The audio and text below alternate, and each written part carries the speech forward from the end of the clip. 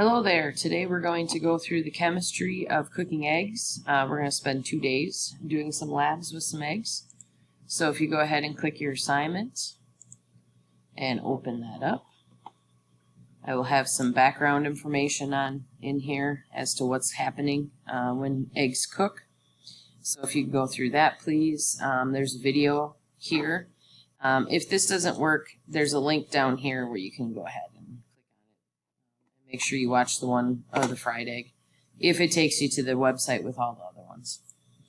Go ahead and explain those steps below, which is essentially what we're going to do today is the egg in a hole recipe. So there's eggs, butter, bread, skillet, spatula, salt, pepper. Oops, you're going to melt butter, cut a hole in the center of your bread slice, toast that on one side, throw your egg in there and cook it inside. Flip it and go ahead and serve it. It's a quick, convenient way to have multiple food groups in one pan.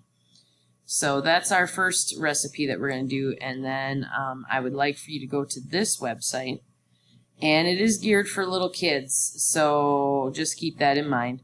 It's hard to find anything interactive and then having to create that, so just go to that. You have to go through some pre-questions to get to the content. There's about a 40-second video about how the egg is formed in the chicken, and then the interactive parts of the egg.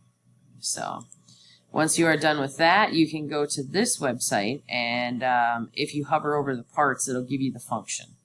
So what I'd like you to do is do the functions for all the parts of the egg, and on this slide and this slide, and then finally we need to do a little preparation for tomorrow. So you need to figure out what egg recipe you would like to make.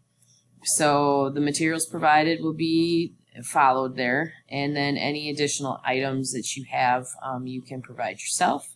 But I would like to know what recipe that you are choosing for your next slide, so you can put that here. You can simply add a link there if you want. That's probably the easiest, or you can screenshot it and show me the recipe that way.